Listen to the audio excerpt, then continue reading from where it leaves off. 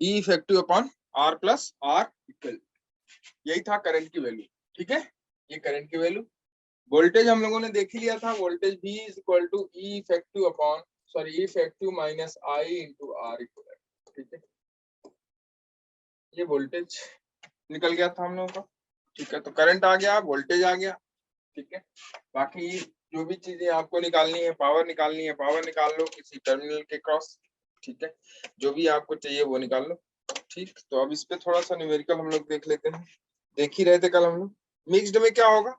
अच्छा, मान लो कि यहाँ दो की बात हम लोगों ने करा था, दो की बात हम लोगों ने करा था कि दो अगर ग्रुपिंग, दो दो सेल है और उन दोनों सेल को बच्चे हमने क्या किया था, अगर दो सेल हैं दोनों को पैरेलल में जोड़ दिया, जिनका जिनका जो कि जिनका ईएमएफ डिफरेंट था और जिनका रेजिस्टेंस भी क्या था, इंटरनल रेजिस्टेंस भी डिफरेंट था कि नहीं था। इन दोनों को हमने जोड़ दिया था। जोड़ने के बाद हम लोगों ने निकाला कि इफेक्टिव ईएमएफ इसका कितना आता है और इक्विवेलेंट रेजिस्टेंस इसका कितना आता है। तो आपने देखा कि इफेक्टिव ईएमएफ और इक्विवेलेंट रेजिस्टेंस क्या आता है। जैसे ये दो सेल है, इसका ये E1 हो गया, ये R1 हो गया, ये E2 हो गया, ये R2 हो गया, ये कैपिटल R है। ठीक है, तो इसको हटा के एक सिंगल से हम लोग इसको हटाते हैं और एक सिंगल बैटरी या सिंगल सेल से जोड़ते हैं जिसका ईएमएफ होगा इफेक्टिव और जिसका रेजिस्टेंस होगा इक्विवेलेंट। ठीक है, इंटरनल रेजिस्टेंस होगा इक्विवेलेंट रेजिस्टेंस। तो देखो ये इफेक्टिव ईएमएफ इसका निकालने का क्या तरीका था, फिर मैं आपको बता देता हूँ। इफेक्टिव ईएमएफ निकालने का तरीका था जो हमने कल सीखा, वो सीखा कि इसका क्रॉस प्रोडक्ट इफेक्टिव ईएमएफ का, इफेक्टिव ईएमएफ हो जाएगा क्या, इसके लिए इफेक्टिव ईएमएफ क्या हो जाएगा, इसका क्रॉस प्रोडक्ट प्लस इसका क्रॉस प्रोडक्ट। ठीक है, डिवाइडेड बाई इन दोनों का रजिस्टर का सम। इसका क्रॉस प्रोडक्ट हो गया E1 R2 plus E2 R1 upon R1 plus R2। ये था आपका effective resistance, sorry effective EMF. और इक्विवेलेंट रेजिस्टेंस आप, क्योंकि ये पैरेलल में है तो इक्विवेलेंट रेजिस्टेंस आप निकाल सकते हो, यही निकाल दो इक्विवेलेंट रेजिस्टेंस। इक्विवेलेंट रेजिस्टेंस क्या हो जाएगा इसका, R इक्विवेलेंट हो जाएगा आपका R1 R2 upon R1 plus, ये हो गया R। इफेक्टिव रेजिस्टेंस और आर इक्विवेलेंट ये हम लोगों ने निकाल लिया था। इफेक्टिव रेजिस्टेंस और आर इक्विवेलेंट निकाल के फिर आपका काम हो जाएगा। क्लियर है? ठीक है, चल अब देखते हैं। तो ये हो गया दो के लिए था, दो हमने निकाला था। दो इसलिए लिया था, मैंने आपको बताया भी था कि दो हम इसलिए ले रहे हैं ताकि प्रॉब्लम थोड़ी सी क्या हो, सिंपल, ताकि सीखने के लिए आप सीख सको कि कैसे हम निकालते हैं। अब इसको हटा के हम लोग क्या करते हैं, इसके क्रॉस, ध्यान से समझना, यही हम लोग बार बार कर रहे हैं और इसको भूलो मत। इसके क्रॉस जो पोटेंशियल डिफरेंस है, टर्मिनल पोटेंशियल, यही तो होगा। इस ए बी के क्रॉस जो पोटेंशियल डिफरेंस है, टर्मिनल पोटेंशियल इसको कहते हैं, वो कितना होगा, जो कि उसके क्रॉस कितने का सेल लगाएंगे, उसके क्रॉस एक सेल लगाएंगे जिसका इफेक्टिव ईएमएफ ई होगा और इक्विवेलेंट रेजिस्टेंस आर इक्विवेलेंट होगा।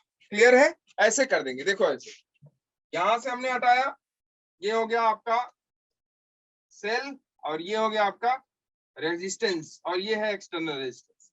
ठीक, तो ये हो गया सेल जिसका इफेक्टिव ईएमएफ ई इफेक्टिव होगा और सेल का इसका इंटरनल रेजिस्टेंस होगा आर इक्विवेलेंट। ठीक है, और एक्सटर्नल रेजिस्टेंस आर जो कि दिया ही है।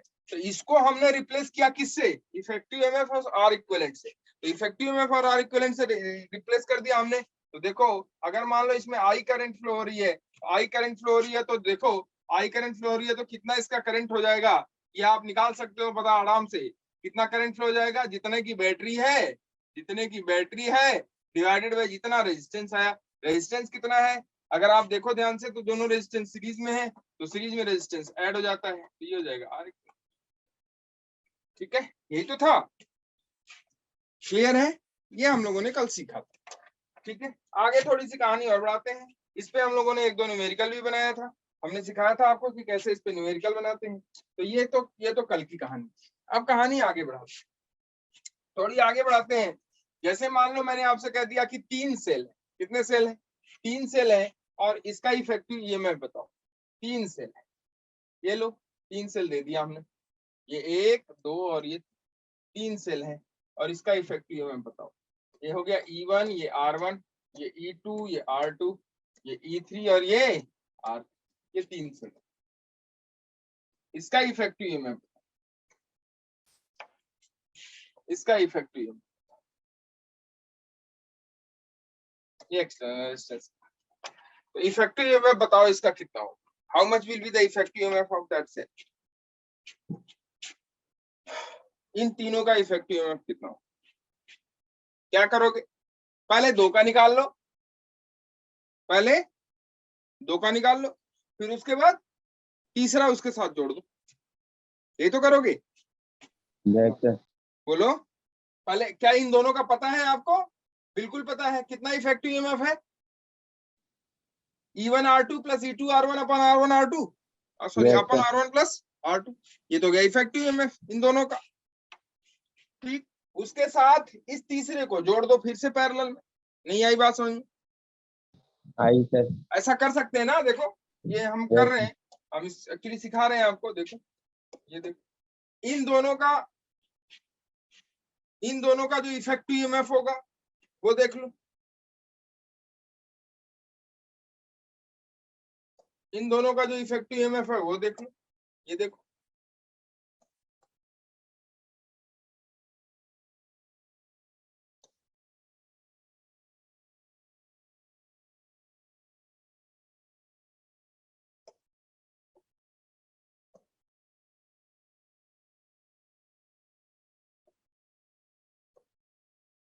ये हो गया, ये हो जाएगा इफेक्टिव ईएमएफ उन दोनों का, और ये इक्विवेलेंट रेजिस्टेंस उन दोनों का, और ये हो जाएगा E3, ये हो जाएगा R3। क्या ऐसे ही टाइप का हो गया?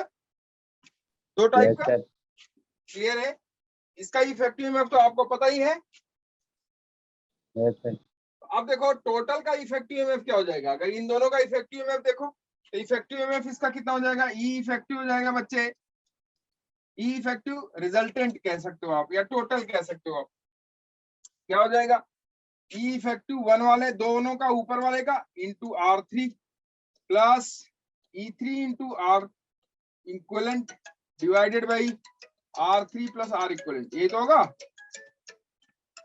R3 प्लस R इक्विवेलेंट, ये तो होगा। ठीक है, effective into R3 plus E3 into R equivalent divided by R3 plus R equivalent, यही तो होगा। ठीक है, तो ई इफेक्टिव इस वाले का देखो, इस वाले का अगर देखें, ऊपर वाले का, इन दोनों का ई इफेक्टिव देखें तो ये था E1 R2 plus E2 R1 अपन R1 R2, R1 plus R2। ठीक है, तो देखो ऐसे लिख सकते हैं हम लोग इसको।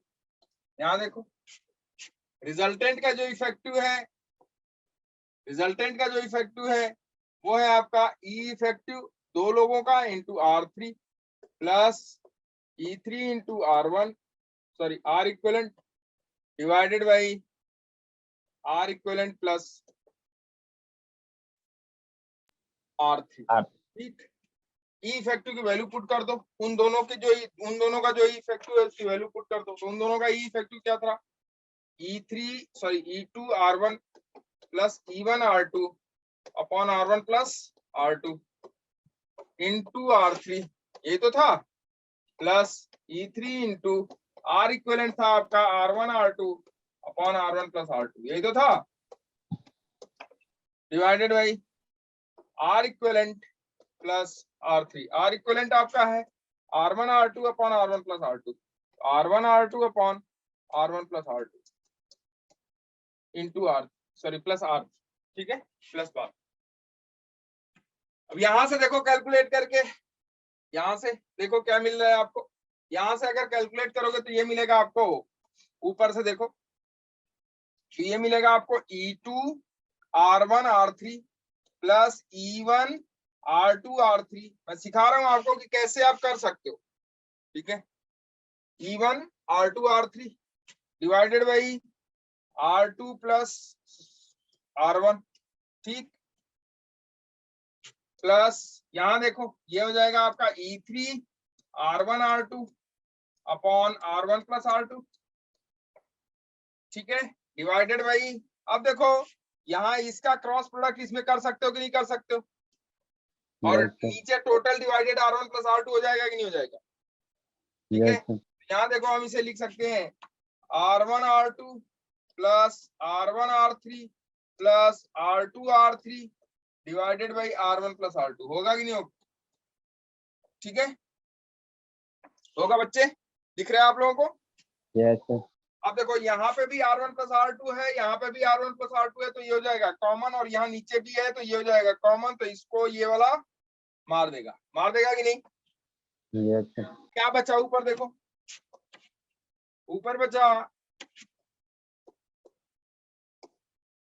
इफेक्टिव रिजल्टेंट का, क्या बचा?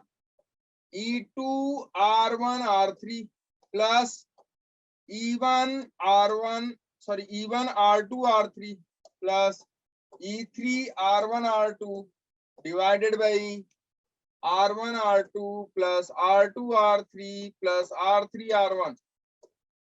कुछ समझ में आ रहा है? Yes, sir.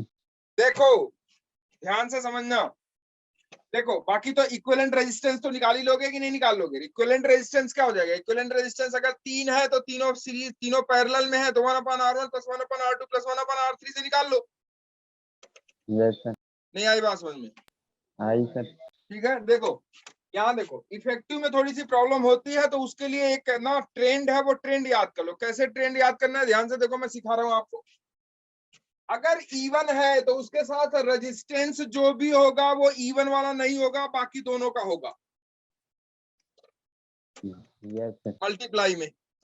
अगर E2 है, मतलब हाँ E2 है, तो उसके साथ जो रेजिस्टेंस होगा वो बाकी दोनों का होगा मल्टीप्लाई में, उस वाले का नहीं होगा।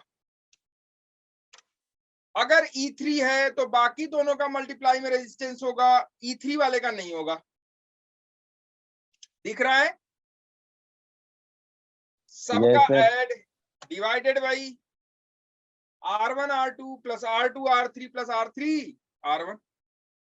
एक बार R1 का R2 के साथ, एक बार R1 का R3 के साथ, फिर एक बार R2 का R3 के साथ, सब दो दो बार होंगे। चाहे R1 दो बार होगा, चाहे R2, मतलब चाहे नहीं, सारे, चाहे R1 R2 R3 तीनों दो दो बार होंगे हर उसमें। देखो R1 एक बार यहाँ है, एक बार यहाँ है, ठीक, एक बार 2 के साथ होगा, एक बार 3 के साथ होगा, फिर R2 3 के साथ हो जाएगा, तो सबका पेयरिंग दो दो का हो जाएगा कि नहीं हो जाएगा? क्लियर है? तो इससे इफेक्टिव ईएमएफ हम लोग निकाल लेते हैं। तो इफेक्टिव ईएमएफ हो जाएगा E1 R2 R3 plus E2 R1 R3 plus E3 R1 R2 divided by R1 R2 plus R2 R3 plus R3 R। This is effective. और R इक्विवेलेंट टोटल का अगर आप निकालोगे तो टोटल का R इक्विवेलेंट हो जाएगा। R इक्विवेलेंट कैसे निकालते हैं टोटल का? देखो ऐसा करते हैं हम लोग, 1/R इक्विवेलेंट जो कि सीरीज का होता है, अगर 3 है तो 1/R1 plus 1/R2 plus 1/R3। ठीक है, तो यहां से देखो 1/R इक्विवेलेंट अगर आप निकालोगे तो वो हो जाएगा बच्चे R1 plus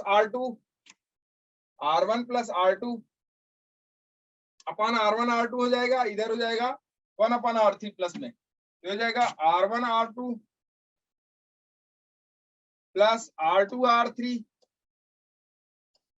plus R3 R1 upon R1 R2 R3। चलेगा क्या? तो R इक्विवेलेंट हो जाएगा आपका R1 R2 R3 upon R1 plus R2 R1 R2 plus R2 R3 plus R3 R1। ये होगा R इक्विवेलेंट, ये होगा आपका R इक्विवेलेंट। ठीक है, R इक्विवेलेंट आप ऐसे निकालो, उसके बाद सॉल्व करो, उसको हटाओ, करंट की वैल्यू निकाल लोगे कि नहीं बोलो? चलो अगर देखते हैं, याद थोड़ा सा हुआ आपको, इसकी प्रैक्टिस कर लेते हैं, एक एग्जांपल ले लेते हैं और मैं आपको दिखाता हूँ कि देखो आईआईटी में कैसे पूछा गया था। ठीक है, ये है एक सेल है, इसका ईएमएफ, ये दूसरा सेल है, इसका ईएमएफ, और ये तीसरा सेल है। 3 सेल हमने दे दिया आपको। ठीक है, और ये हो गया आपका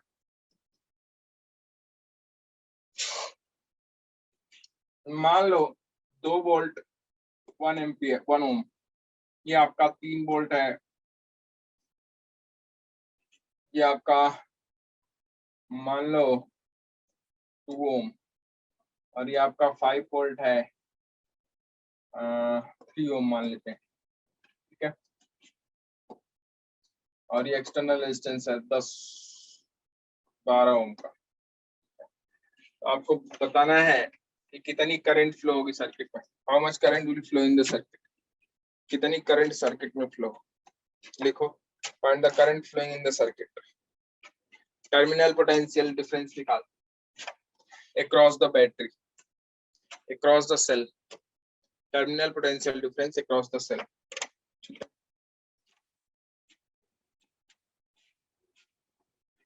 उसके लिए पहले सबसे पहले बताओ इफेक्टिव ईएमएफ कितना होगा, how much will be the effective EMF, effective EMF, effective EMF कितना होगा, इफेक्टिव ईएमएफ बताओ।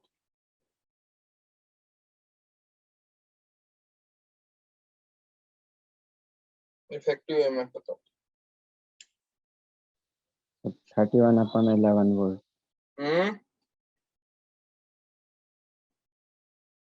इफेक्टिव ईएमएफ कितना है बताओ सब लोग फटाफट,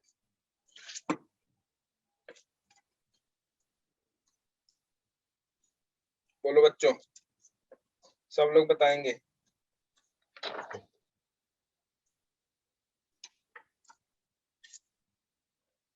31/11 तो इफेक्टिव ईएमएफ आ रहा 31/11 आ रहा, है। यस देखो।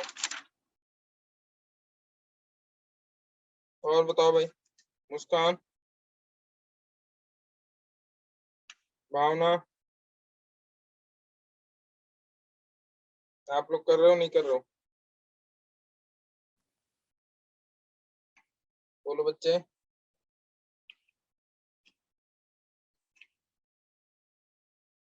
सर करंट तो 0.20 आगे आ रहा है।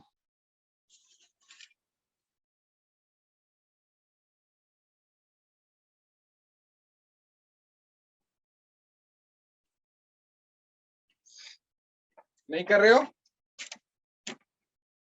इफेक्टिव ईएमएफ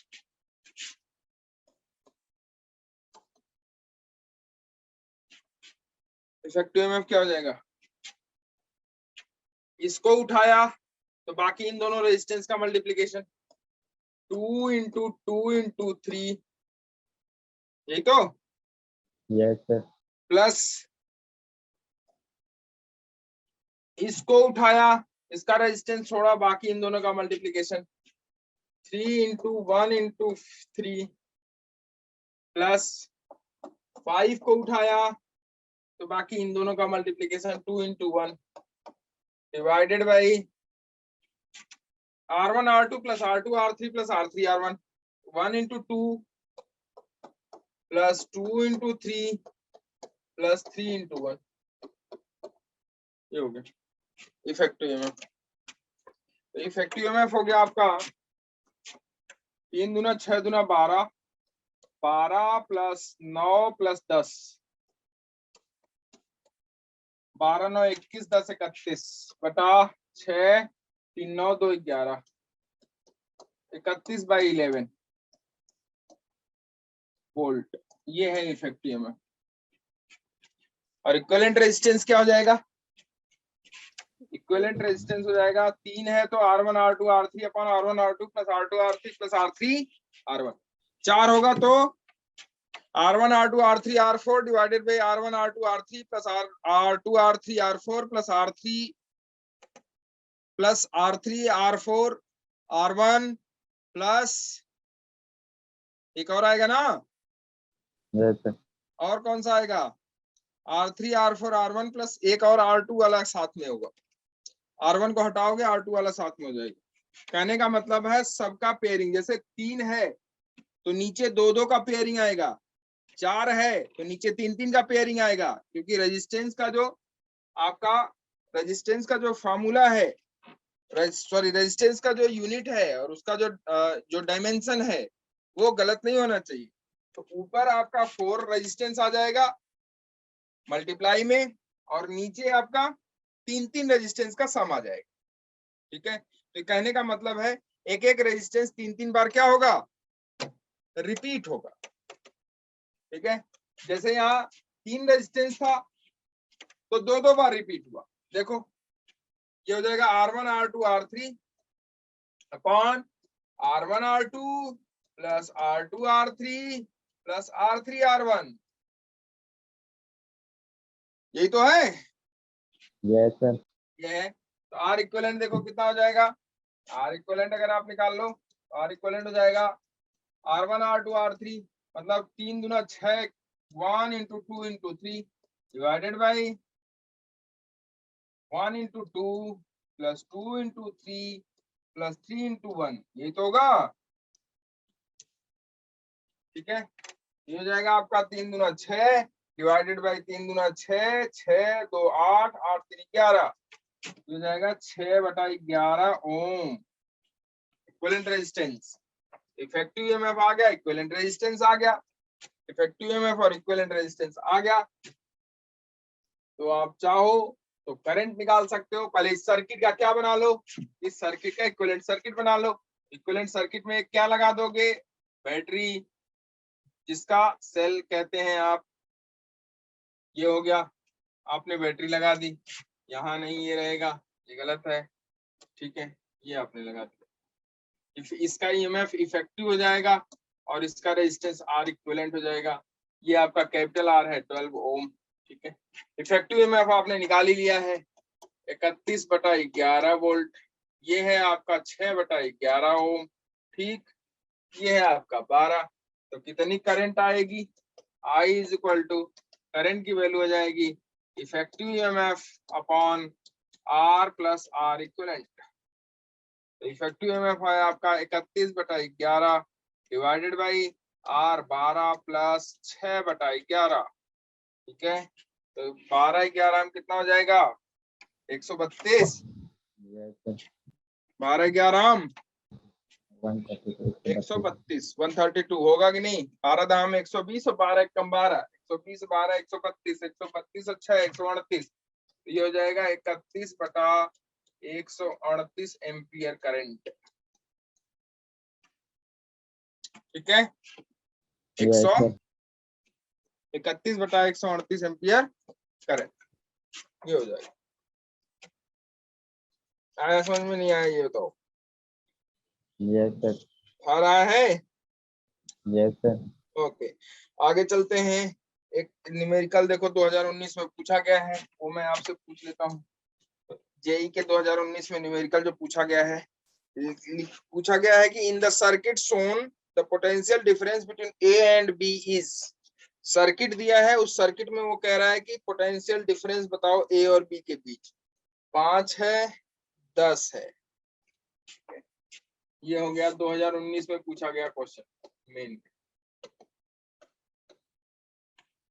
ये है एक रेजिस्टेंस, ये है ऐसे लगा दिया दूसरा रेजिस्टेंस, इसके साथ एक बैटरी, ये लगा दिया रेजिस्टेंस, उसके साथ एक बैटरी, ये लगा दिया रेजिस्टेंस, उसके साथ एक बैटरी। ठीक, और ये टर्मिनल ए, ये टर्मिनल बी। ठीक है बच्चे, ये है 1 ओम, ये 1 ओम, ये 1 ओम। ठीक है, और ये आपका है 1 1 1 5 10 5 10 1 2 3, ये 5 ओम है, ये 10 ओम है, ये 1 वोल्ट है, ये 2 वोल्ट है, ये 3 वोल्ट। 2019 मेन में पूछा गया है। ठीक है, तो आपको ए बी के क्रॉस पोटेंशियल डिफरेंस बताना है। इसके क्रॉस, ए बी के क्रॉस पोटेंशियल डिफरेंस बताना है, ए बी के क्रॉस पोटेंशियल डिफरेंस बताना है।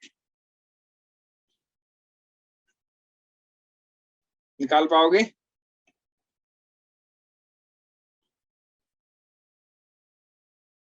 ए बी के क्रॉस पोटेंशियल डिफरेंस बताना है। ऑप्शन देता हूं मैं, 3 1 6 2, 3 वोल्ट, 1 वोल्ट, 6 वोल्ट, 2 वोल्ट। बोलो कितना होगा?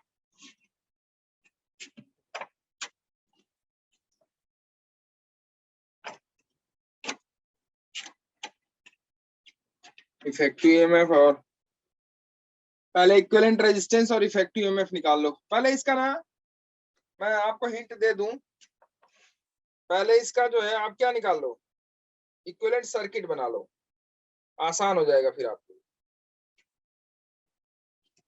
इक्विवेलेंट सर्किट बना लो, आसान हो जाएगा आपको।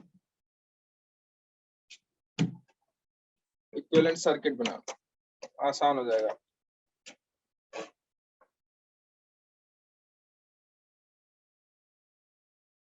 ठीक है,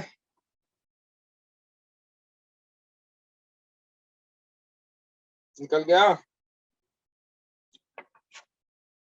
मुस्कान? Option B. Option D 2 volt yes sir. A B के क्रॉस ना? Yes sir. दिव्यांशु, आप इसका इक्विवेलेंट सर्किट बनाओ। कैसे बनाओगे भाई? इन तीनों को हटा के एक सिंगल, यस सर। एक इन तीनों को हटाओ, इन ये जो तीनों सेल लगे हुए हैं इसको हटा के एक सिंगल सेल से अटैच करो, जिसका Yes, sir. ईएमएफ क्या होगा? इफेक्टिव ईएमएफ, और जिसका रेजिस्टेंस क्या होगा? Equivalent resistance. नहीं आया? आया था। तो अगर हम इसका इक्विवेलेंट देखें तो इसका इक्विवेलेंट यही हो जाएगा। बहुत आसान है बच्चे, देख 2019 में पूछा गया है, इसलिए मैं आपको करा दे रहा हूं। और ठीक है क्वेश्चन, देखो ये हो जाएगा 5 ओम का है, ये तीनों का इक्विवेलेंट कितना हो जाएगा? आपने निकाला ही है, R1 R2 R3 अपन R1 प्लस, या मैं आप पहले लिख देता हूं ऐसे ही, ये R इक्विवेलेंट हो जाएगा। Yes, sir. ये तो हो जाएगा 5 ओम, ये R इक्विवेलेंट हो जाएगा, और ये तीनों सेल का इफेक्टिव ईएमएफ हो जाएगा एक। होगा कि नहीं होगा? ये हो Yes, जाएगा इफेक्टिव ईएमएफ, और इधर आपका जुड़ा है 10 ओम। क्या ऐसे क्वेश्चन आपने नहीं किए हैं? yes, sir. यहाँ का किए। टर्मिनल ए का VA और वहां का टर्मिनल बी का VB। ये बैटरी क्या फ्लो कराएगी? करंट फ्लो कराएगी कि नहीं? कितनी करंट फ्लो कराएगी? जो करंट ये फ्लो कराएगी वही करंट तो यहाँ से यहाँ तक बहेगी कि नहीं बहेगी? Yes, sir. कितनी करंट फ्लो कराएगी? निकाल सकते हो? बिल्कुल निकाल सकते हो। इसके क्रॉस, इस टर्मिनल के क्रॉस पोटेंशियल डिफरेंस आपको पता ही होता है, होता है? Yes, तो टर्मिनल के क्रॉस पोटेंशियल डिफरेंस आपको पता ही है।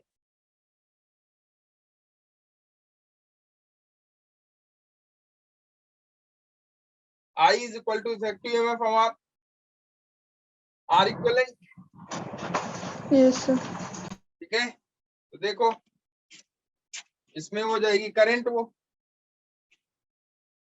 देखो कितना होगा। तो पहले इफेक्टिव ईएमएफ निकाल लेते हैं। ये फार्मूला आपको पता ही है इफेक्टिव ईएमएफ का। क्या फार्मूला है इफेक्टिव ईएमएफ का? 3 है तो 3 के लिए आपको पता ही है, पहला वाला इंटू दोनों का resistance 1 into 1 plus 2 into 1 into 1 plus 3 into 1 into 1 divided by what? R1 R2 plus R2 R3 plus R3 R1, 1 into 1 plus 1 into 1 plus 1 into 1। ठीक है, यही तो होगा। yes, sir. हो जाएगा आपका 1 प्लस 2 प्लस 3 6 डिवाइडेड बाई 3, कितना आया? 2 वोल्ट। कितना आया? 2 volt. 2 वोल्ट आया। Yes, sir. ठीक है, और इक्विवेलेंट रेजिस्टेंस कितना आ गया 3 ohm. है? 3 ohm. इक्विवेलेंट रेजिस्टेंस आ गया R1 R2 R3, मतलब 1 into 1 into 1 divided by 1 into 1 plus 1 into 1 plus 1 into 1। ठीक है, ये हो जाएगा आपका 1/3 ओम। इक्विवेलेंट रेजिस्टेंस हो जाएगा 1/3 ओम। और इफेक्टिव ईएमएफ हो जाएगा आपका 2 वोल्ट। ठीक है, इफेक्टिव ईएमएफ कितना हो जाएगा 2 वोल्ट। सर्किट में कोई करंट फ्लो हो रही है, बोलो, या नहीं हो रही है? बोलो बच्चे, सर्किट में कोई करंट फ्लो हो रही है या नहीं हो रही है? और पक्का? मुस्कान, हो रही है कि नहीं हो रही है? Yes sir. सर्किट में करंट फ्लो हो रही है कि नहीं हो रही है यहां से यहां? No sir. नहीं हो रही है। क्यों नहीं हो रही है? क्योंकि टर्मिनल ए और बी ना कनेक्टेड नहीं है। दिव्यांशु ध्यान से बच्चे, टर्मिनल ए और बी कनेक्टेड नहीं है। नहीं है। सर्किट क्लोज नहीं है। देखो कितना अच्छा क्वेश्चन है। सर्किट क्लोज नहीं है, तो जब तक सर्किट क्लोज नहीं होगा तब तक करंट फ्लो नहीं होगी। नहीं होगी। और जब करंट फ्लो नहीं होगी तब यहां से यहां तक का जो टर्मिनल का पोटेंशियल डिफरेंस होगा, जब करंट ही नहीं फ्लो हो रही है, इसका मतलब रेजिस्टेंस में कोई पोटेंशियल ड्रॉप नहीं होगा। नहीं होगा। तो यहां से चलो यहां पहुंच जाओ, तो कितना पोटेंशियल डिफरेंस है ए और बी के क्रॉस? ये 2 वोल्ट। ये खत्म, सिर्फ -2 बराबर वीबी। तो वीए माइनस वीबी कितना हुआ? 2 वोल्ट। 2 वोल्ट। कौन सा ऑप्शन सही? डी। आया समझ में कि नहीं आया ये बताओ। पूछा था अच्छा क्वेश्चन नहीं? Yes sir. ठीक है,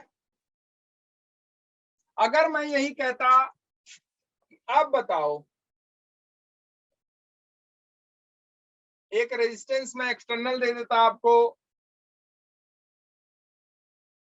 कि ये एक्सटर्नल रेजिस्टेंस मान लो 2 ओम का है या 12 ओम का है, अब बताओ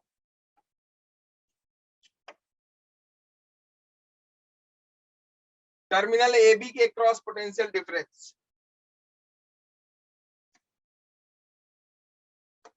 टर्मिनल ए बी के cross potential difference. Now what will be the potential difference across terminal AB? क्या अब करंट फ्लो होगा कि नहीं होगा? Yes sir. अब होगा। तो टर्मिनल AB के क्रॉस पोटेंशियल डिफरेंस बताओ।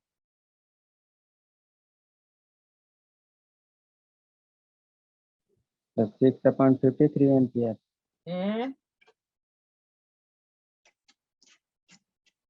I इज इक्वल टू क्या हो जाएगा? E effective upon R plus R equivalent ना? Yes sir. ठीक है, E effective upon R plus R equivalent. I is equal to वही हो जाएगा E effective upon R plus R equivalent. देखो 6/30 बच्चे, आई की वैल्यू 6/37 आ रही। हाँ, E effective upon R plus R equivalent. अब देखो R plus R equivalent, E effective तो आपका आ गया था 2 वोल्ट ना, yes sir. Divided by R plus R equivalent. R plus R equivalent अगर आप देखो, 1/3। यहाँ R कितने हैं? R कितने हैं? ये 5 ओम का भी है, ये 10 ओम का भी है, ये 12 ओम का है। तो 12, 5, 17 और 10 27, ये तो होगा। Yes sir. या आपने सिर्फ R को 12 ले लिया?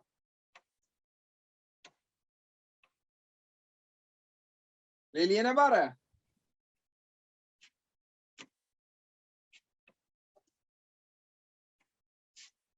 सत्ताईस plus R equivalent, R equivalent हो जाएगा 1/3।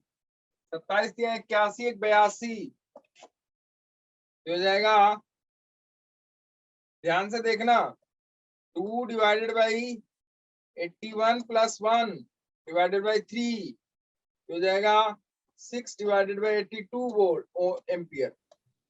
यस 6/82 आ रहा। आप 37 कर रहे थे, सिर्फ आर की वैल्यू 12 आपने ले लिया, ये कहाँ छोड़ दिए भैया? क्या इसमें करंट फ्लो नहीं होगी क्या मुस्कान? देखो Yes, sir. यहीं से तो करंट ड्रा होना शुरू हो जाएगी, बैटरी से, यहीं से कि नहीं होगी? होगी ना, यही वाली करंट तो यहाँ जाएगी। अरे ये बैटरी कितना करंट देगी? आई, यस सर। और वो आई पूरा यहाँ से यहाँ तक घूमेगी कि नहीं घूमेगी? Yes sir. तो ये बच्चे, ये वाला और ये वाला सीरीज में होगा, पैरेलल में होगा? ये वाला, ये वाला, ये तीनों का इक्विवेलेंट, सीरीज में। और उसके बाद ये 12 ओम, सब सीरीज किसमें हो जाएंगे? सीरीज में। सीरीज में हो जाएंगे। नहीं आया समझ में? यस सर आया। ठीक है ना, ये कहानी होगी, ये कहानी होगी।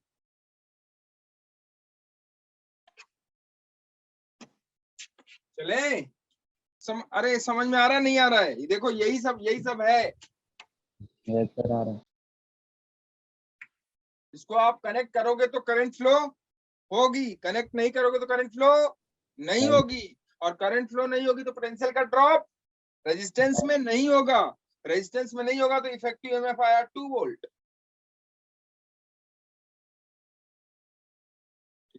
भाई जितना इसके क्रॉस पोटेंशियल डिफरेंस है उतना ही तो इसके क्रॉस भी होगा। Yes sir. ठीक है, तो इसके क्रॉस अब पोटेंशियल डिफरेंस चेंज हो जाएगा कि वही रहेगा?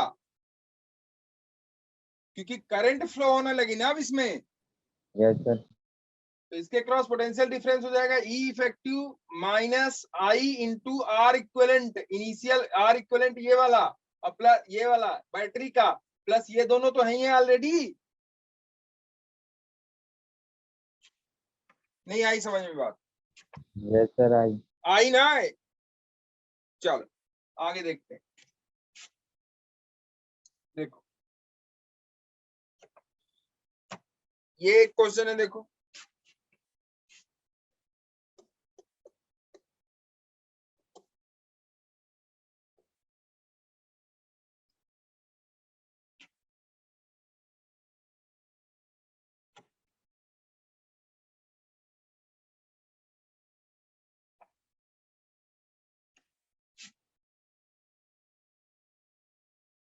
दस वोल्ट की बैटरी है और ये 20 ओम है। ठीक है, सर्किट को देखो, R1 R2 दो रेजिस्टेंस है, ये है R1 और ये है R2, दो रेजिस्टेंस है R1 R2, दोनों की वैल्यू है 20 ohm. In the given circuit the cells have zero internal resistance, ये दोनों जो बैटरी है इनका इंटरनल रेजिस्टेंस क्या है? जीरो है। R1 R2 initial internal resistance इनका, सॉरी इनिशियल करो मैं, इंटरनल रेजिस्टेंस इनका जीरो है। The current passing through resistance R1 and R2 respectively are, इस R1 और R2 में कितनी करंट फ्लो होगी निकालो। Determine the current passing through R1 and R2, internal resistance battery का जीरो है, ऑप्शन दिया हुआ है 0.5, 0, 1, 2, 2, 2।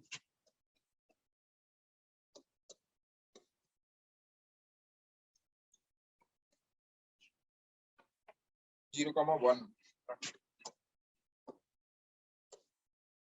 बोलो R1 R2 में कितनी करंट फ्लो होगी? ऑप्शन दे दिया है, ये चार ऑप्शन। Option A. 1/2 जीरो है। Yes, sir. 0.5 or 0. हाँ 0.5। बोलो भाई दिव्यांशु,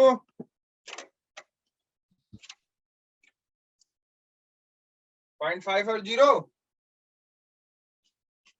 Yes, sir.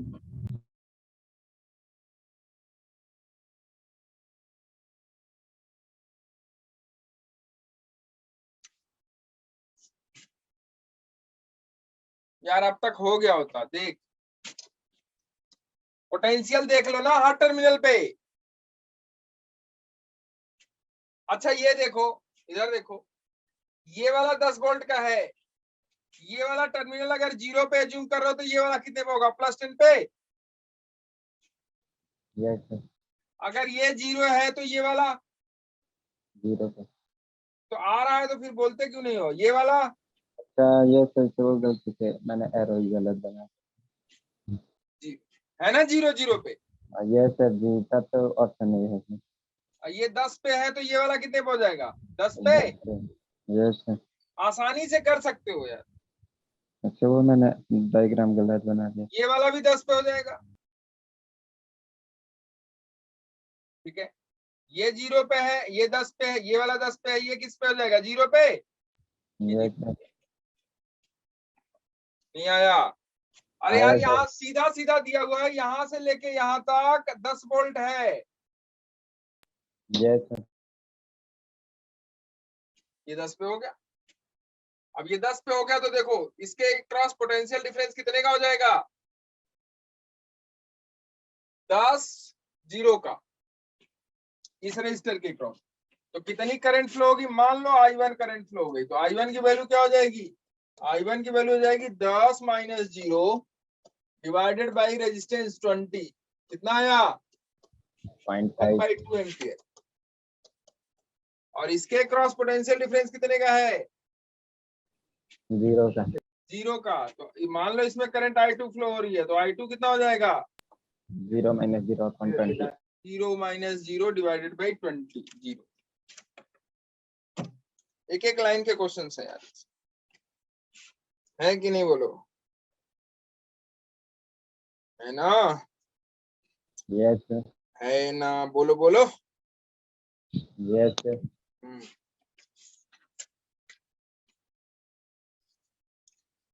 चलो एक ऐसा भी क्वेश्चन पूछा जाता है, जैसे मैं आपको दे दूं, ये है, फिर मैं आता हूं अगले टॉपिक पे। जैसे ये है, कह रहा है कि a wire of resistance R is bent into a form of square. कह रहा है कि एक वायर है जिसका रेजिस्टेंस कितना है? R। R है। A wire of resistance R, लिख लो question. A wire of resistance R is bent.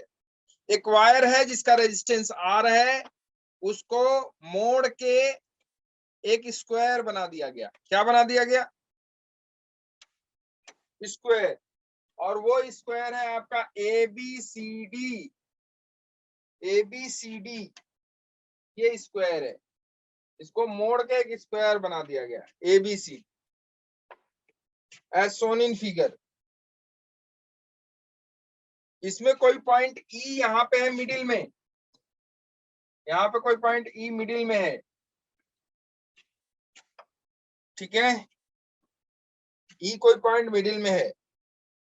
तो कह रहा है कि what is the effective resistance E and C is, the effective resistance between E and C is, इस E और C के बीच कितना इफेक्टिव रेजिस्टेंस होगा? What is the effective resistance between E and C is? What is the effective resistance between E and C is? R/8। है option है 7/64,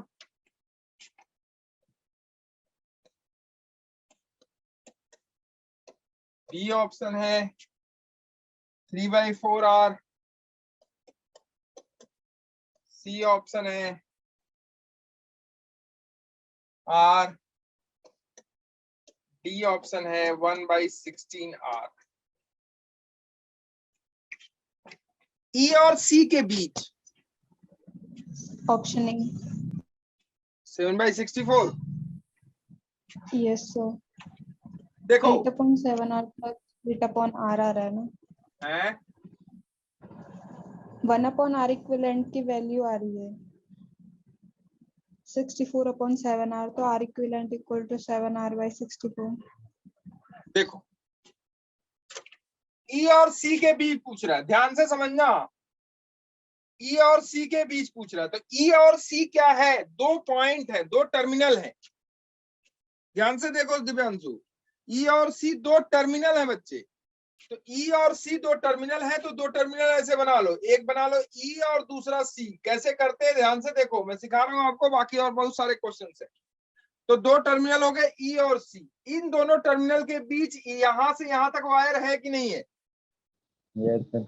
मैं wire को दिखा रहा हूँ, ई और सी के बीच वायर है, देखो ये वाला वायर है कि नहीं, ई और सी के बीच है। यस तो क्या सर। इसका रेजिस्टेंस होगा? हाँ बिल्कुल होगा, क्योंकि टोटल का रेजिस्टेंस अगर आर है, टोटल लेंथ का रेजिस्टेंस अगर आर है और लेंथ को इक्वली डिवाइड कर दिया गया, तो लेंथ 4 पार्ट में डिवाइड हुआ, तो इसका रेजिस्टेंस ए बी का रेजिस्टेंस कितना हो जाएगा? R/4। r/4।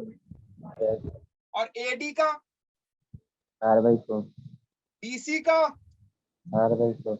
और इस DC DE का कितना होगा? r/8।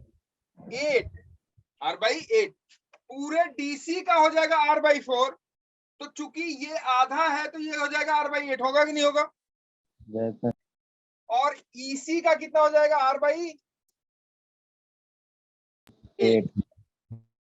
तो अब देखो 4 रेजिस्टेंस लगे हैं, 4 नहीं 5, 1 2 3 4 और 5, 5 रेजिस्टेंस लगे हैं EC के बीच में।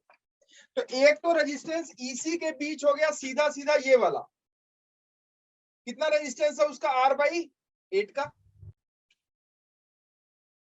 ठीक है। Yes sir. दूसरा रेजिस्टेंस देखो E से D का लगा हुआ है इधर, E से D का इधर, ये है आपका R/8। फिर उसके बाद इधर R/4, R/4, फिर उसके बाद ये R/4, फिर उसके बाद ये R/4, है कि नहीं बोलो? Yes sir. सारे हो गए, R/8 हुआ, R/4, R/4, R/4। अच्छा आप देखो, EC को दो टर्मिनल अगर हम मान लेते हैं, तो ध्यान से देख बच्चे, ये R/8, ये R/4, ये R/4, ये R/4 सीरीज में है कि पैरेलल में? सीरीज में। देखो यहां से चलो, ये यहां सीरीज में है, यस सर। ठीक है। तो इनको सीरीज में ले लो, तो सीरीज में क्या हो जाएगा बताओ? ये हो जाएगा R/4, R/4, R/4, 3R/4। Yes sir. ये हो जाएगा 3R/4, 3R/4, ये R/4, R/4, R/4, 3R/4, और ये R/8 उसके साथ है, तो 3R/4 प्लस R/8, ये हो जाएगा आपका 8। ये हो जाएगा आपका मतलब 2R, ये हो जाएगा आपका R/8 हो जाएगा, 4 दूना 8, 3 दूना 6, तो 6R प्लस R, मतलब ये हो जाएगा 7R/8, हो जाएगा ना? Yes sir. तो EC से एक उधर साइड में 7/8 कनेक्टेड है, 7/8, 7R/8 कनेक्टेड है, और इधर से R/8 कनेक्टेड है। गलत कर रहा हूँ क्या कुछ? No sir. हाँ गलत। तो R/4, R/4, R/4, 3R/4 plus R/8, तो 3R/4 दूना 8, 3 दूना 6, तो 7R/8 हो गया, ये R/8 हो गया। अब ये दोनों किसमें है? पैरेलल में। पैरेलल में है, ये दोनों पैरेलल में होंगे, तो इक्विवेलेंट क्या हो जाएगा इसका? इक्विवेलेंट हो जाएगा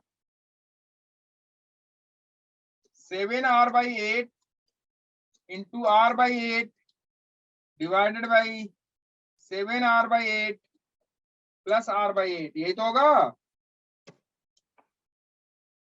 ठीक है। Yes sir.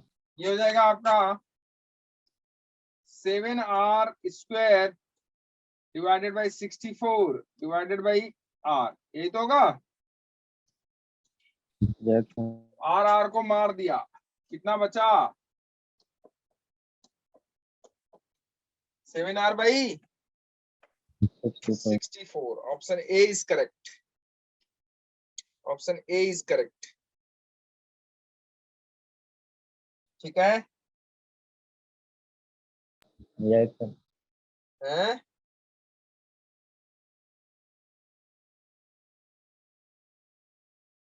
अब देखो ऐसा ही क्वेश्चन एक और दे दिया, उसको वायर को ट्रेंगल शेप में, ट्रेंगुलर शेप में उसको मोड़ दिया। क्वेश्चन लिख लो, मेटालिक वायर है, a metallic wire has a resistance of 18 ohm. एक मेटालिक वायर है जिसका रेजिस्टेंस है 18 ohm, 18 ohm, has resistance 18 ohm and is bent into a equilateral triangle. Equilateral triangle में इसे मोड़ दिया है, इक्विलेटरल ट्रायंगल शेप में मोड़ दिया है। ठीक है? Yes. टोटल का रेजिस्टेंस है R इज इक्वल टू 18 ओम। इसको इक्विलेटरल ट्रायंगल के शेप में मोड़ दिया है, मेटालिक वायर है। तो आपसे पूछ रहा है कि बताइए किसी दो वर्टिसेस के बीच, किसी दो वर्टिसेस के बीच इक्विवेलेंट रेजिस्टेंस कितना होगा? How much equivalent resistance will be between two vertices, any two vertices? 4 ohm. वाह, बड़ा तेज मार रहे हो यार तुम तो। ये हो जाएगा आपका कितना? 6 ओम। ये 6 ओम और ये होगा कि नहीं? तो मान लो ए बी के क्रॉस निकाल रहे हैं, ए बी के क्रॉस निकाल रहे हैं, तो ये हो गया आपका ए बी, ये हो गया आपका 6 ओम। और इधर कितना हो जाएगा? ये वाला दोनों का, ये दोनों का हो जाएगा 6 दूना 12, ये 12 ओम। ए बी के क्रॉस आपसे पूछ रहा है, ए बी थोड़ा सा इधर कर दो, तो नहीं तो आपको लगेगा कि ये सीरीज में है सब। थोड़ा सा इधर कर दो ए बी को, ये आपका ए बी के क्रॉस पूछ रहा है। इक्विवेलेंट रेजिस्टेंस क्या हो जाएगा? दोनों किसमें हो गए? पैरेलल में। तो 12 6, 12 गुणे 6 divided by 12 plus 6, 12 6 72 divided by 18, 18 चौक 72, 4 ओम। चलेगा? Yes. चलो अब देखो, ये तो हो गया, एक स्क्वायर में बेंड कर दिया, एक ट्रायंगुलर शेप में बेंड कर दिया। मान लो एक मेटालिक वायर है जिसका रेजिस्टेंस R है और उसको उसने बेंड कर दिया है सर्कुलर में। किसमें बेंड कर दिया? सर्कुलर में। आ जाओ, एक मेटालिक वायर जिसका रेजिस्टेंस R है, क्वेश्चन लिखो, एक मेटालिक वायर जिसका रेजिस्टेंस R है, उस मेटालिक वायर को सर्कुलर शेप में बेंड कर दिया है। किस शेप में बेंड कर दिया है? सर्कुलर शेप में बेंड कर दिया है। एक मेटालिक वायर है जिसका रेजिस्टेंस R है, जिसका रेजिस्टेंस R है, इसका रेजिस्टेंस R है, इसको सर्कुलर शेप में बेंड कर दिया है, सर्कुलर शेप में बेंड कर दिया है। ठीक है? सर्कुलर शेप में बेंड कर दिया है। तो मेरे बच्चों बताना है आपको,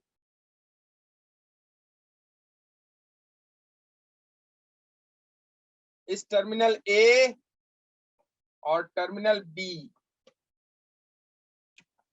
टर्मिनल ए और टर्मिनल बी के अक्रॉस कितना इक्विवेलेंट रेजिस्टेंस होगा? टर्मिनल ए और टर्मिनल बी के क्रॉस कितना इक्विवेलेंट रेजिस्टेंस होगा? What is the equivalent resistance across terminal A and terminal B? Equivalent resistance across terminal A and terminal B. ये थोड़ा आपको आसान लगेगा।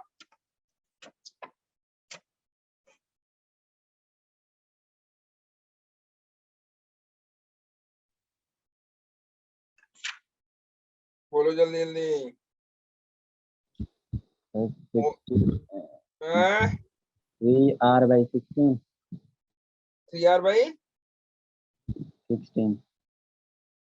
15 3r by 15 है। 16 का 12 बोलो भाई।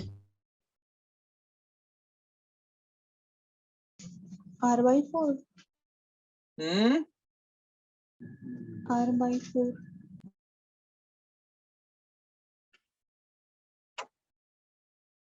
अब देखो, अब आपको क्या लगने लगा, अच्छा ये बताओ। अब आपको आपके ना आपके आप लोगों के आंसर से मुझे लगने लगा कि आपके दिमाग में संशय है, कॉन्फिडेंटली नहीं बोल रहे हो। अभी इससे पहले 2 क्वेश्चन बहुत कॉन्फिडेंटली आप लोगों ने बोला कि यही है, लेकिन इस वाले में संशय हो गया कि नहीं, बताओ, दिल इच्छा बताना। yes sir देख, तो संशय नहीं रहना चाहिए। देखो ध्यान से, कुछ भी हो, अभी ये एंगल कितना डिग्री हो गया, 90 ठीक, ध्यान से समझना, क्योंकि सर्कुलर आपने नहीं करा। अब देखो तो ये वाला एंगल कितना हो गया, 270। यस सर बोलो। यस सर आपको चाहिए क्या, इस ए से बी के इधर वाला रेजिस्टेंस और ए से बी के इधर वाला रेजिस्टेंस, यस सर यही तो निकाल रहे थे अभी आप। इससे पहले जो भी आपने निकाला, जैसे आपने अभी एक स्क्वायर शेप का जो है वो लिया था, रेजिस्टेंस को आपने स्क्वायर शेप में मोड़ दिया था, और इसी के बीच टर्मिनल पोटेंशियल, सॉरी, वो निकाला था आपने रेजिस्टेंस, इक्विवेलेंट रेजिस्टेंस।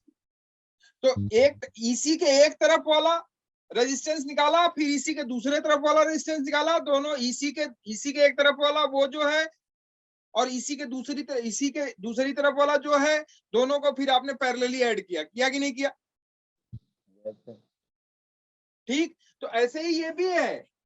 देखो, टोटल रेजिस्टेंस कितना है, आर, यस सर कितने एंगल में, 360 डिग्री में आर रेजिस्टेंस, 360 में आर आर, तो 270 डिग्री में कितना होगा,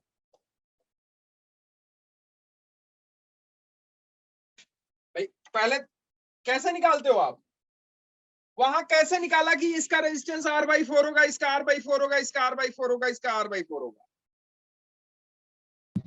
4 साइड थी सर 4 साइड था यस और चारों साइड की लेंथ इक्वल थी। यस तो चारों साइड की लेंथ इक्वल थी, तो चारों साइड की लेंथ इक्वल है, तो आपने देखा कि चारों साइड की लेंथ इक्वल है और रेजिस्टेंस टोटल का R है, तो एक साइड के लिए क्या किया आपने, R/4 निकाला कि नहीं। यस सर चारों साइड की लेंथ, चारों साइड मतलब 4 के लिए आपने R लिया है, तो एक के लिए कितना होगा, R/4। यस सर तो 3 के लिए कितना, 3R/4। ऐसे ही यहाँ देखो, एंगल में डिवाइड जब करोगे तो देखो 360 डिग्री में टोटल रेजिस्टेंस कितना है, R, कितना रेजिस्टेंस है, आर तो 1 डिग्री में कितना रेजिस्टेंस डिवाइड होगा, R/360 360 360। तो 270 डिग्री में कितना होगा, R/360 into 270 R/360 इंटू 270 270। बोलो कितना आ रहा है, देखो 9 त्रिक 27, 9 चौका 36, 3R/4 आ रहा है कि नहीं आ रहा है, यस सर ये आ रहा है। मतलब इधर से ये वाला जो रेजिस्टेंस है वो कितना होगा, 3R/2 3R/4। तो ये वाला कितना होगा, अब 90 डिग्री में कितना हो जाएगा, R/4 तो इसीलिए 90 डिग्री में कितना होगा, अब निकाल लो, 1 डिग्री का आपको पता हो गया, कितने डिग्री का निकालना है, निकाल लो। तो 90 डिग्री में कितना हो जाएगा, R/4 R/4। अब देखो, टर्मिनल ए ये हो गया, टर्मिनल बी ये हो गया, इसके बीच एक रेजिस्टेंस है R/4 का, है कि नहीं, बोलो।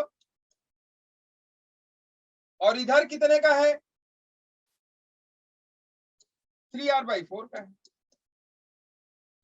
क्लियर, यस सर 3R/4 का।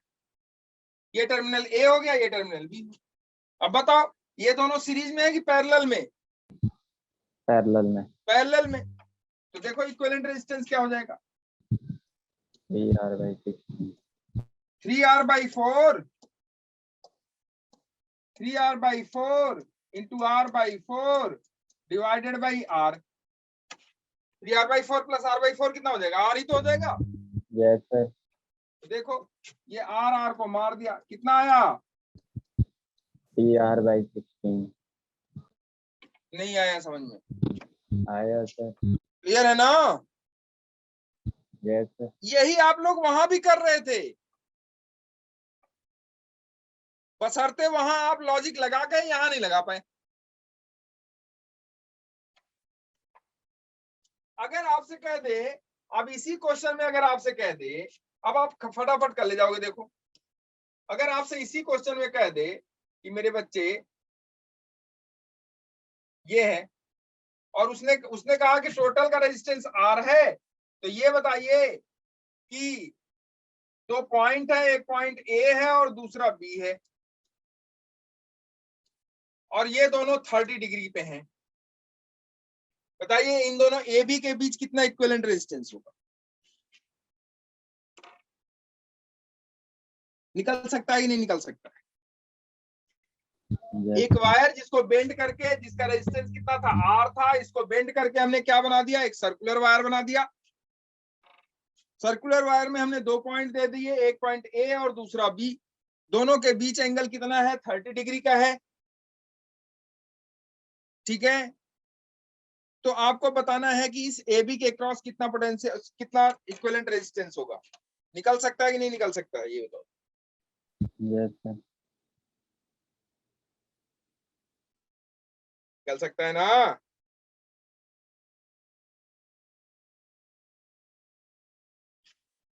तो निकाल लो कितना होगा,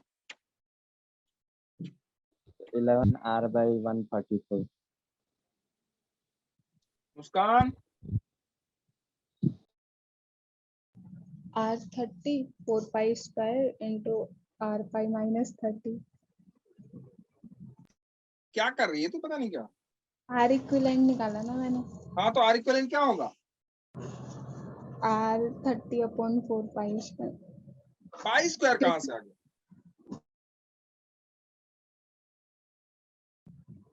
पाई स्क्वायर कहां से आ गया बच्चे। सर्कल के उससे तो उससे क्या दिक्कत, पूरे रजिस्टर को हमने जो है एक सर्कल में कन्वर्ट कर दिया। एक लेंथ था R रेजिस्टेंस का, R रेजिस्टेंस का एक वायर है, उस वायर का हमने एक सर्कल बना दिया, और उसमें हमने दो पॉइंट दे दिए A और B। इस AB के क्रॉस पोटेंशियल, सॉरी इस AB के क्रॉस इक्विवेलेंट रेजिस्टेंस निकालना है, खत्म। अब इतने वाले का देखो, AB तो पहले जो जो जो बेसिक है वो तो है ही है। A को आपने यहां मान लिया, B को आपने यहां मान लिया, दोनों टर्मिनल हो गए। दो रेजिस्टेंस हो जाएंगे, एक ये वाला AB के क्रॉस हो जाएगा ऐसे, और एक इधर वाला जो होगा वो भी AB के क्रॉस होगा, लेकिन वो इसके साथ पैरेलल में हो जाएगा। होगा कि नहीं होगा बोलो, ऐसे ही तो बनेगा। Yes sir. अब इस 30 डिग्री वाले का रेजिस्टेंस कितना होगा, मान लो R30 हो गया, और ये बचा कितना, 330। तो ये हो जाएगा R330। ऐसे कर लो अगर मन करे तुम्हारा। अब R330 की वैल्यू निकालो, R30 की वैल्यू निकाल लो। तो R30 की वैल्यू कितनी हो जाएगी, 360 में टोटल R डिवाइडेड है। फिर से करो, 360 डिग्री में कितना रेजिस्टेंस है, ऐसे करो ना भाई, मैंने अभी इससे पहले तो सिखाया। 360 डिग्री में कितना रेजिस्टेंस है, R, तो 1 डिग्री में कितना होगा, R/360। 30 डिग्री में कितना होगा, R/360 into 30, 12, R/12। ये वाला कितना बचेगा, 7R/12, सॉरी 11R/12। ये कितना बचेगा, 11R/12। अगर 330 में निकालना चाहो तो देखो 330 में कितना हो जाएगा, नाउ 330 डिग्री में कितना होगा, तो 330 में हो जाएगा R अपॉन 360 इंटू 330, यही तो होगा। Yes sir. ये देखो 3 11 3 12 11R बाई 12, 11R बाई 12, ये हो गया 330। तो 330 में हो गया 11R बाई 12, तो ये हो गया आपका 11R बाई 12 और ये आपका हो गया R बाई 12। इक्विवेलेंट AB के क्रॉस कितना हो जाएगा? R इक्विवेलेंट, यही R इक्विवेलेंट कितना हो जाएगा? देख R इक्विवेलेंट कितना हो जाएगा? 7 कहां से आ रहा है यार? ये 11R by 12 into R by 12 divided by R divided by R, ये हो गया। R को मार दिया, कितना आया? 11R by 144 Om, 11R by 144, 11R by 144। कितने भी एंगल का दे दो कोई फर्क पड़ने वाला नहीं है। 1 डिग्री का रेजिस्टेंस निकाल लो, उसके बाद जितने एंगल का दे रहा है उसका रेजिस्टेंस हो जाएगा। बात समझ में आ रही है नहीं आ रही है? यस पक्का? यस बात समझ में आ रही है तो कुछ कुछ का भी दे दे, क्या फर्क पड़ता है? पड़ता है फर्क? नहीं पड़ता है, और पढ़ना भी नहीं चाहिए। मैंने ये सिखाया। मुस्कान समझ में आया बेटे? आपका पाई स्क्वायर कहां से आ रहा था? आप उसे पाई बाई 180 में कन्वर्ट कर दिए क्या? पाई में इतने रेडियस का इतना 2 पाई आर, क्या लेंथ वेथ निकाल लिया था क्या कुछ है बच्चे?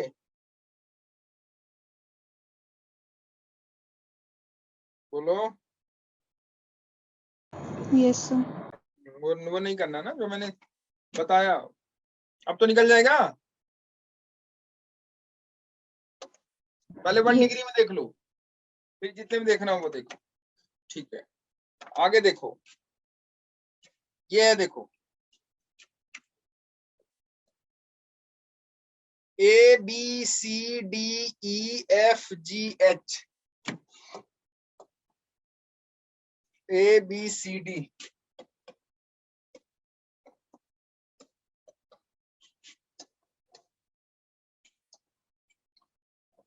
EFGH,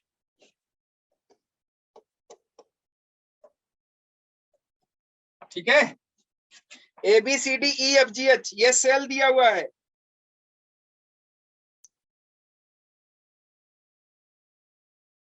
इन सेल का इक्विवेलेंट सेल का ईएमएफ है 2131, इसका है 2 वोल्ट, इसका है 3 वोल्ट, सॉरी 1 वोल्ट, 1 वोल्ट 2131, इसका है 3 वोल्ट, इसका है 1 वोल्ट। क्लियर? यस सबके इंटरनल रेजिस्टेंस भी दिए हुए हैं 2131। इसका इंटरनल रेजिस्टेंस है इसका ई वाले का 2 ओम, एफ वाले का है 1 ओम, जी वाले का है 3 ओम, एच वाले का है 1 ओम। 2131 इंटरनल रेजिस्टेंस दिए हुए हैं, ठीक है। और ये जो बीच में रेजिस्टेंस लगा है वो है 2 ओम का। कितने का? 2 ओम का। एडवांस का क्वेश्चन है ये। The potential difference between B and D, the potential difference between B and D, potential difference between B and D. What will be the potential difference between these two, B and D? Potential difference between B and D.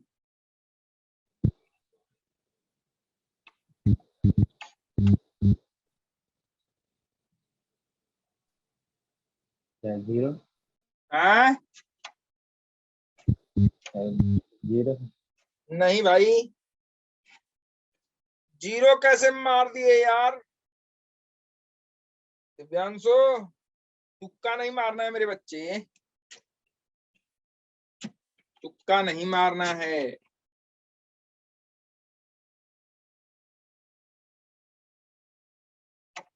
तुक्का नहीं मारना है। मुस्कान बोलो बेटा, advance का question है ये, पूछा गया। सर 2 मिनट, है 2 पोटेंशियल मिनट। डिफरेंस कितना होगा अक्रॉस बीडी?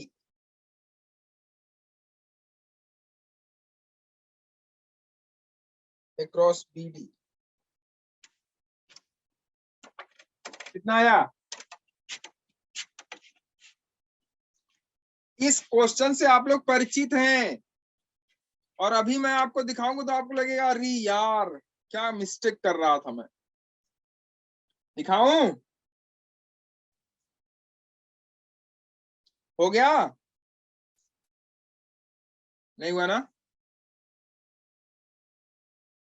चलो दिखाता। सर 2/13। गुड, 2/13। इस क्वेश्चन से परिचित है भाई आप लोग। इधर देखो, बी और डी जैसे ही आपको टर्मिनल बता दे उन दोनों को 2 इंड पे करो। जो मैं बोल रहा हूं उसे कहीं लिख लो, रट्टा मार लो, कुछ भी करो, लेकिन करना आपको ऐसे ही है। इससे सीधा, इससे आसान और इससे धीरे धीरे, कोई नहीं बता सकता आपको।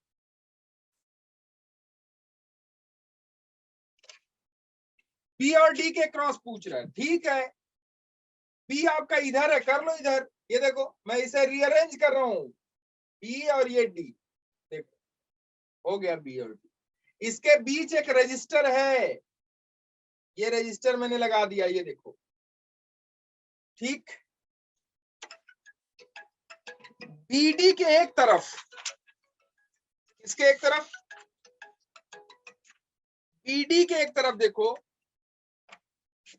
बीडी के एक तरफ, बी और डी के एक तरफ ये वाला है, और बी और डी के दूसरी तरफ ये वाला है।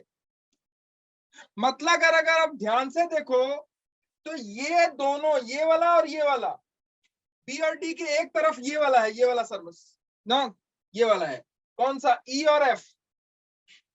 तो ई और एफ और उसका इंटरनल रेजिस्टेंस भी दिया हुआ है। तो देखो मैंने बी से, इधर देखो, एक तरफ से चलते हैं, ई से बी से चले, ये हो गया टर्मिनल बी, बी से चले, इधर हमने एक बैटरी लगा दिया, सेल। सेल का जो निगेटिव टर्मिनल है वो बी से है, और जो पॉजिटिव टर्मिनल है वो डी से है। तो निगेटिव टर्मिनल बी से और पॉजिटिव टर्मिनल डी से। देखो ये सेल हो गया ई, ठीक। दूसरा सेल है, सीरीज में लगे हुए हैं ये देखो, यहां से चलो यहां पहुंचो, यहां से चलो यहां पहुंचो, तो ये वाला सेल और ये वाला सेल सीरीज में है कि नहीं है? Yes sir. तो सीरीज में है। तो देखो ये हो गया आपका ई, और ये हो गया आपका एफ। एफ देखो, इसका पॉजिटिव, ई का पॉजिटिव एफ के पॉजिटिव से है, तो ई का पॉजिटिव एफ के पॉजिटिव से, तो निगेटिव इससे हो जाएगा। देखो ये हो गया, ये हो गया आपका एफ, ठीक।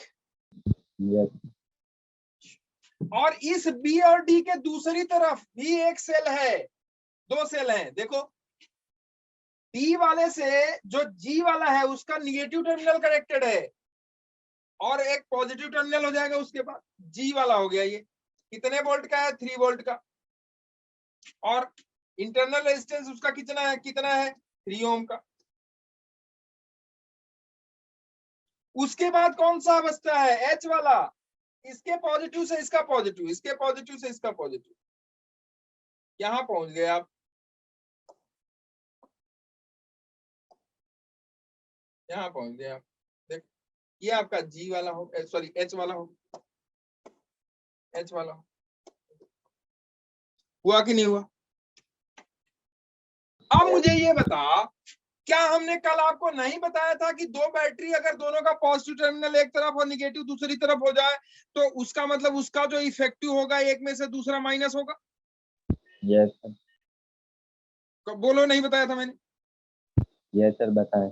फिर तो बता, इसका ई और एफ में कौन बड़ा है? ई बड़ा। कितने वोल्ट से? 1 वोल्ट। 1 वोल्ट से। तो ई वाला बड़ा है 1 वोल्ट से, तो एफ वाले को क्या कर दो? हटा दो। लेकिन क्या उसका रेजिस्टेंस भी हट जाएगा क्या? रेजिस्टेंस वैसे ही बना रहेगा, जो इफेक्टिव ईएमएफ है वो घट जाएगा, इक्विवेलेंट रेजिस्टेंस तो वही रहता है ना यार। Yes sir. तो इसका जो एफ का है ना, एफ का क्या खत्म हो जाएगा? एफ का ये खत्म कर दिया आपने, लेकिन इसका रेजिस्टेंस रहेगा कि नहीं रहेगा? यस सर रहेगा। इसका रेजिस्टेंस रहेगा। तो इसका रेजिस्टेंस आपके पास है, ये हमने जोड़ दिया। इसका रेजिस्टेंस कितने का है? ये एफ का जो रेजिस्टेंस है वो कितने का है? वो है आपका 1 ओम का। तो 1 ओम का रेजिस्टेंस तो रहेगा ही ना। बाकी ई वाले का इफेक्ट हो जाएगा कितना? एक बैटरी हो गई, एक बैटरी हो गई जिसका इफेक्ट कितना हो गया? या ऐसे कर लो यार, सीधा सीधा इफेक्टिव ईएमएफ और इक्विवेलेंट रेजिस्टेंस निकाल लो सीरीज के लिए। तो इफेक्टिव ईएमएफ सीरीज के लिए कितना हो जाएगा?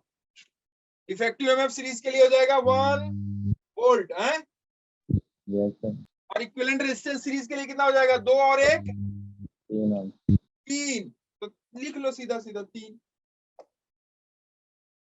ओम। आर एफ आर जी वो कुछ करने की जरूरत नहीं है, ये 3 ओम हो गया, ये 3 ओम हो गया।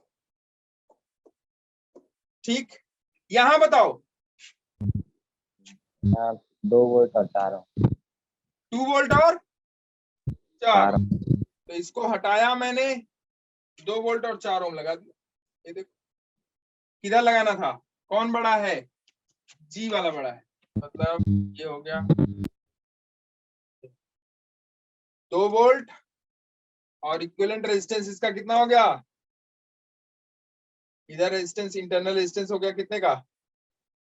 4 ओम। अब बताओ, ये वाला सेल और ये वाला सेल सीरीज में पैरेलल में,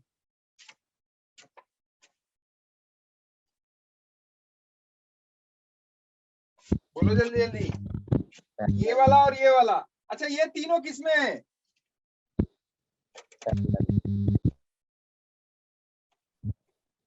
बोलो। पैरेलल में। पैरेलल। ये वाला और ये वाला, पहले तो इनका इफेक्टिव ईएमएफ निकाल लो। क्या निकाल लो? Effective EMF. इफेक्टिव ईएमएफ निकालो, ठीक है। उसके बाद पोटेंशियल डिफरेंस इसके क्रॉस बता दे रहा हूँ मैं, ठीक।